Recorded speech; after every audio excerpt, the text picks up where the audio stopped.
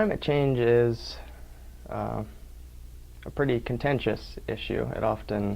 People's feelings about it often have a lot more to do with their background and worldview than they do with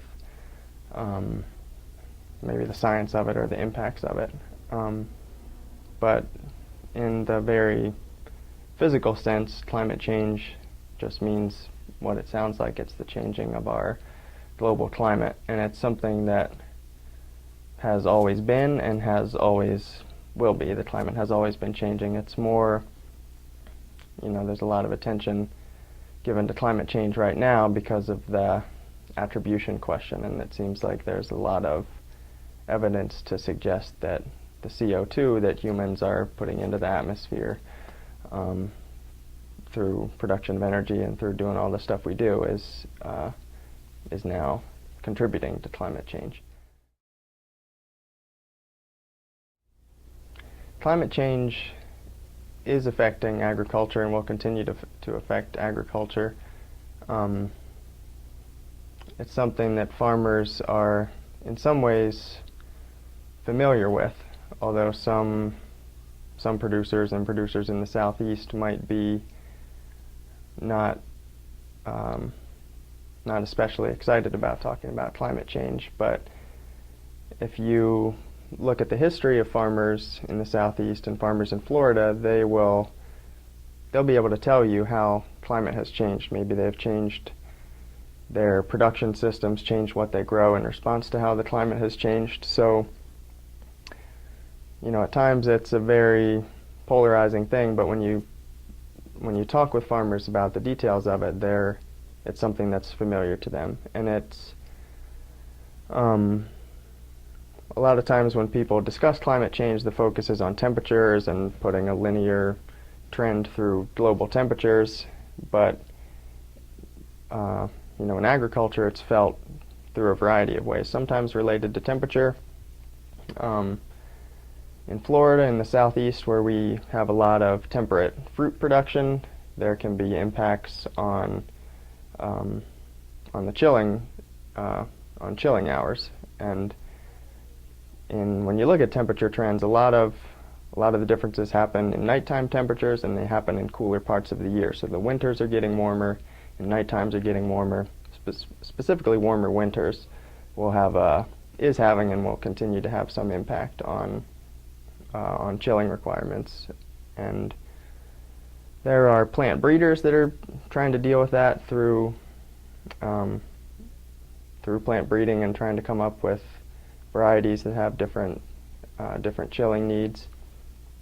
And something that's sort of less clear when you look at climate change projections, when you look into the far future, some people think we can be pretty sure about the temperature increases, but if you look at the rainfall changes, in my opinion, I think that's where farmers will see the biggest impacts, is in changes in not necessarily in rainfall totals through the year or even seasonal totals, but the character of rainfall has been shown to be changing in a lot of their studies all across the world, and some in the U.S. that show generally a more variable precipitation. So rainfall is coming more commonly in high intensity events and fewer low and moderate intensity events. So you're getting a lot more big storms and less steady rainfall in some areas. And if that's connected to temperature change, because there's sort of an intensification of the hydrologic cycle, and if that does continue to be a trend and is a trend in the southeast and in Florida, that will just present more of a risk for agriculture, because rainfall variability is a lot of the reason for yield variability in agriculture.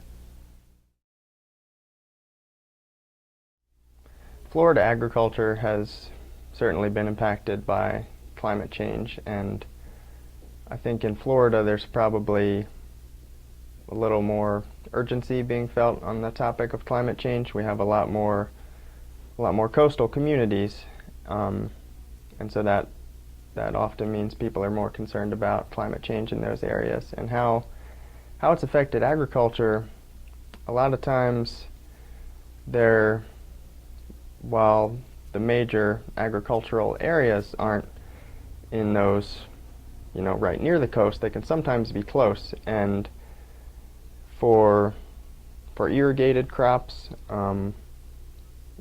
like temperate fruits, a lot of fruits and vegetables and potatoes, there can be changes in the allowed sort of permitting for irrigation for producers because of saltwater intrusion problems. As sea level rises even just a little bit, that can change the it affects the groundwater system enough that saltwater, subsurface saltwater in the groundwater system, moves inland, and that can start to impact irrigation withdrawals. And so a change in irrigation quality can be a big deal for somebody farming even not that close to the coast. And in other ways, I think possibly a good thing about climate change in Florida is that there's been a lot of promotion of biofuel crops, and that has maybe created some new opportunities or new marketing opportunities for some producers in Florida. The United States Department of Agriculture, the USDA, has just in the last probably 3 years put out a lot of funding for projects related to climate change in agriculture. There are a lot of big regional efforts focused on corn production in the Midwest, focused on wheat production in the Pacific Northwest, focused on animal agriculture, on livestock in the Southeast. I'm actually working for a project focused on row crop agriculture in the Southeast, and the whole goal of this project, it's a USDA funded project, is to improve climate extension in agriculture. So to sort of enhance our extension capacity and being able to talk about climate change and climate variability with producers in the Southeast. And a lot of the USDA funded climate change projects have similar goals. Some of them are more research focused, ours is extension focused, but a lot of them are looking more at management changes that can better prepare producers for a changing climate. And a lot of the ways to prepare producers is to sort of help them be the best farmers next year, and that also can help them be ready to be more resilient in a changing climate. Somebody that's growing peanuts and cotton in the Southeast is not gonna throw in the towel and plant trees instead or make a big drastic change in their system, but they might do something to improve their resource use efficiency, or they might switch from conventional tillage to conservation tillage, which can have some improvements in the water balance on their farm, reducing runoff and enhancing infiltration. So there are a lot of changes that help farmers be ready for climate variability that also can help farmers be ready for climate change.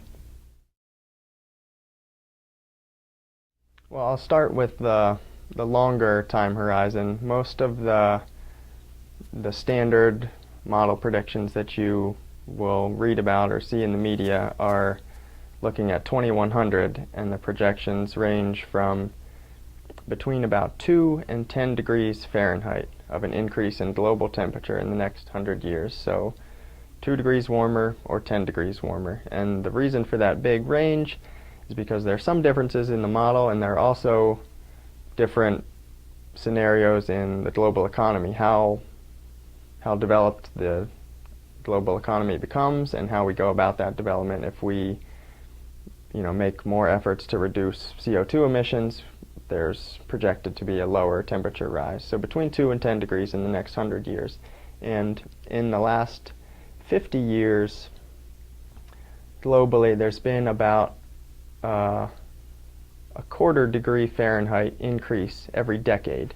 And in the US, it's been 1/3 of a degree Fahrenheit every decade. So if you project that on out, probably in the next 10 years, it'll be a third of a degree warmer, which isn't that big of a deal in 10 years, but as if you look at the 100-year projections, and if we keep going a third of a degree every decade, those temperature increases become substantial.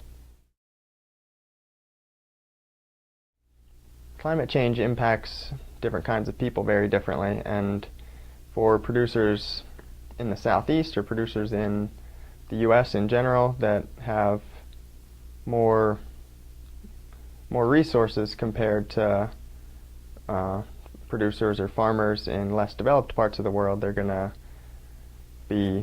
have different capabilities to be able to deal with climate change. Often in poorer places, farmers are going to be much more susceptible to changes in rainfall, variability, or changes in temperature, and they'll have less resources in terms of information, in terms of capital to make some changes in machinery or buying inputs. They'll have just less of an ability to deal with changes in climate that are impacting agriculture.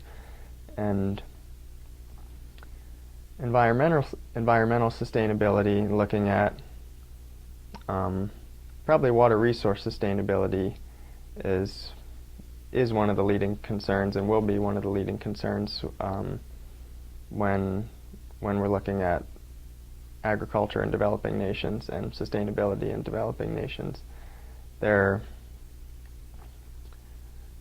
evaluating the competition for water resources will be a challenge, and there has been and will continue to be increasing pressure from industry and from urban areas for fresh water that often are able to outcompete agricultural interests.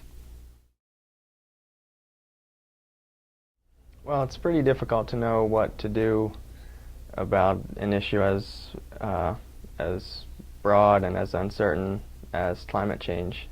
There are a whole range of opinions about it. A lot of people think there's nothing that can be done, that the climate system is so complicated that wherever it's going to go there and we can't stop it. And I personally think there are things that we can do to be prepared for a changing climate, and maybe even things that we can do to reduce the impacts of climate change. I think from a policy standpoint, I think it makes sense to somehow incentivize improvements in resource use efficiency. Maybe there doesn't need to be something as drastic as pricing CO2 emissions or some kind of economic thing, but if there's a way to encourage industry and encourage people in agriculture to improve resource use efficiency, that goes all the way back through the supply chain and can probably make some substantial impacts. I think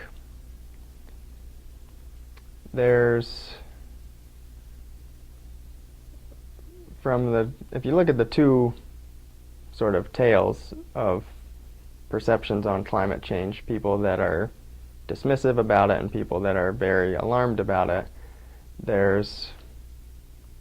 it's difficult to get those two kinds of groups of people to talk together and work together. And I think if they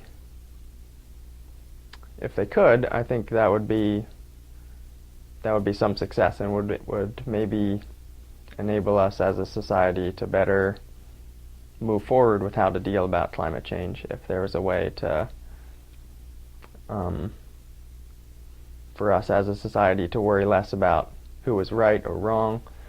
I think that would be helpful, and probably, I hope within our lifetime there'll be enough of an observational record to be able to say that indeed CO2 is or isn't.